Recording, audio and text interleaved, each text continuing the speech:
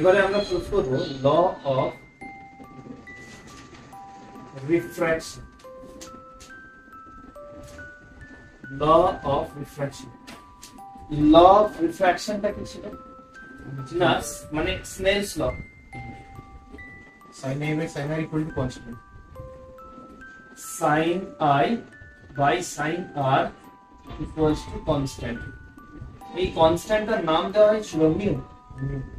এবার মিউটা আমরা অ্যাকচুয়ালি জানিয়েছিলাম যে লাইট যদি 1 থেকে 2 মিডিয়ামে যায় তাহলে 1 মিউ 2, তার মানে এটাকে লিখতে পারি mu 2 by mu 1 or mu 1 sin I equals to mu 2 sin R।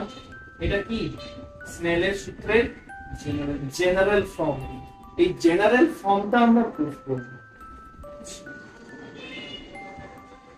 তার জন্য কি করতে হবে না, ড্র করতে হবে। ফার্স্টে এটা হচ্ছে দুটো মিডিয়ামের সেপারেশন লাইন। এবারে দুটো রে আসছে,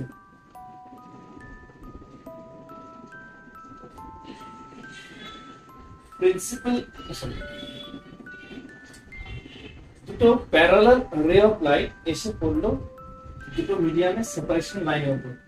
এটা মিডিয়াম 1, এটা মিডিয়াম 2। মিডিয়াম 1 এর রিফ্র্যাক্টিভ ইনডেক্স হচ্ছে μ1 আর মিডিয়াম 2 এর μ2।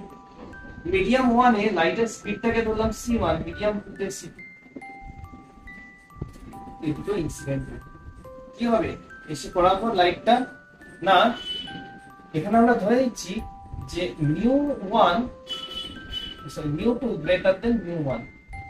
তার মানে 1 মিডিয়ামটা রেয়ার, ফার্স্ট মিডিয়ামটা রেয়ার, সেকেন্ড মিডিয়ামটা ডেন্সার।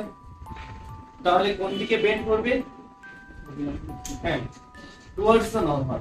তার মানে আমরা এই আপতন বিন্দুর উপর যদি একটা নরমাল ড্র করি, এখানেও যদি একটা নরমাল ড্র করি, আলোক রশ্মিটা অভিলম্বের দিকে টুয়ার্ডস দ্য নরমাল বেন্ড করবে। বেন্ড করার পর আবার প্যারালালি চলে যাবে। ঠিক আছে, এই জায়গাগুলোর নাম দিলাম P, Q, R, S। এই পয়েন্টের নাম দিলাম A, এই পয়েন্টের নাম দিলাম B। আচ্ছা, এই I এটা কি অ্যাঙ্গেল অফ ইনসিডেন্স, এটা কি অ্যাঙ্গেল অফ রিফ্র্যাকশন, প্রতিসরণ কোণ। ঠিক আছে, কাজ হচ্ছে এই বিন্দু থেকে এই সরলরেখা উপর লম্ব টানবো।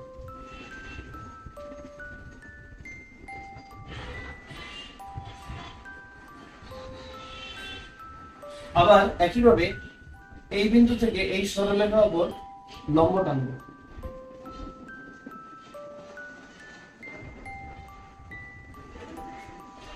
নাম দিলাম এটাকে সি, এটাকে D.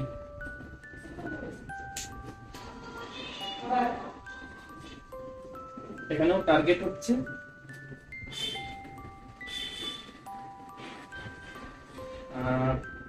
sin I by sin R বের করব। দেখো এটা যদি I হয় তাহলে এই অ্যাঙ্গেলটা কত হবে? হ্যাঁ, এই পুরোটা তো 90, তাহলে এই অ্যাঙ্গেলটা হবে 90 ডিগ্রি মাইনাস I। তাহলে বাকিটা কি হবে? I। আচ্ছা, এর এটা আর, তাহলে এটা কত হবে? 90 ডিগ্রি মাইনাস R। তাহলে এটা কত হবে? এবারে দুটো ট্রায়াঙ্গেল থেকে আমরা এক কাজ করি, sin I by sin R টা বের করি। sin means height by hypotenuse, লম্ব বাই অতিভুজ। এখন এই কোণটা sin যদি করি, এর লম্ব কোণটা, এই ত্রিভুজের লম্ব হাইট কোণটা CAC।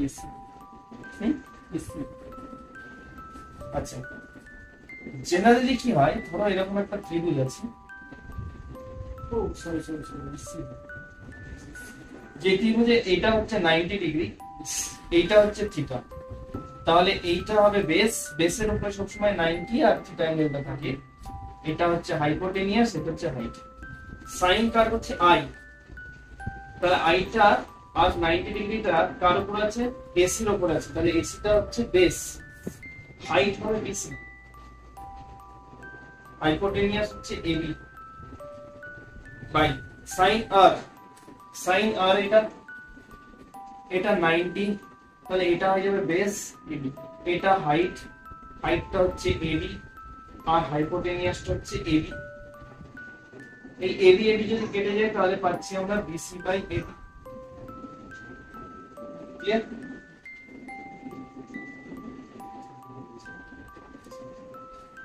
আচ্ছা, বিসি এডি অ্যাকচুয়ালি এই দুটো লাইট প্যারালালি এভাবে আসছিল,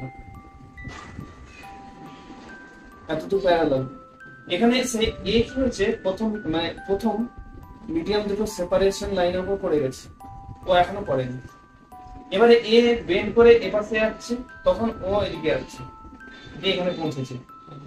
যখন এ মিডিয়াম দুটো সেপারেশন লাইনে পৌঁছেছে তখন এ এখানে, তার মানে এর এখান থেকে এত দূর আসতে যতটা সময় লেগেছে এর এখান থেকে এতটা আসতে ঠিক ততটাই সময় লেগেছে।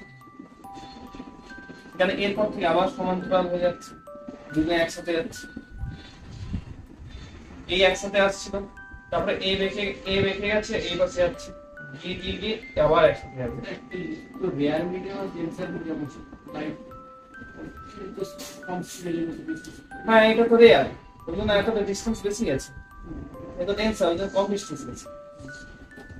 ধরে নাও এই সি থেকে বি তে আসতে লাইটের টাইম লেগেছে t, তাহলে একইভাবে এ থেকে বি তেও আসতে টাইম লাগবে t। তাহলে এই বিসি ইকুয়ালস টু আমি কি লিখতে হবে? বিসি মানে তো দূরত্ব, ডিসটেন্স, ইকুয়ালস টু কি হবে? বেগ ইনটু সময়। আচ্ছা বেগটা কত লাইটের? ফার্স্ট মিডিয়ামে c1, টাইমটা t1, এডি সেকেন্ড মিডিয়ামে লাইটের স্পিড c2, টাইমটা t কেটে দাও, তাহলে হচ্ছে c1 বাই c2।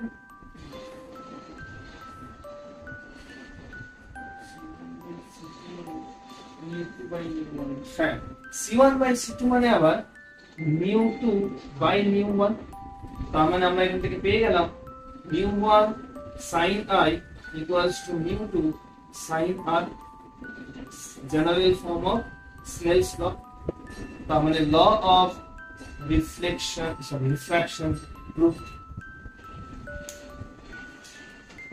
যা যা বললাম সেগুলো লিখতে হবে। ফার্স্ট টার্গেট ডায়াগ্রাম ড্র করো, কি ড্র করেছি সেটা লিখবো। তার মানে আমাকে বলে দিতে হবে পি বি আর কিউ এস এস এগুলো হচ্ছে দুটো রশ্মি, তার মধ্যে পি বি কিউ এ আপতিত রশ্মি আর এই দিকের গুলো হচ্ছে প্রতিসরিত রশ্মি। এবারে আপতন কোণ প্রতিসরণ কোণ কোনটা বলে দিতে হবে, তাদের মধ্যে তুমি কি এক্সট্রা ড্র করেছো সেগুলো বলে দিতে হবে, লম্বগুলো বলে দিতে হবে, আর কোন মাধ্যমে আলোর বেগ কত, প্রতিসরাঙ্ক কত, কত সময় লেগেছে, এগুলো সব ডিটেইলস বলে দিতে হবে। তারপর তুমি প্রুফ করা স্টার্ট করবে sin i by sin r, যে ক্যালকুলেশন হচ্ছে। ঠিক আছে, ডাউট?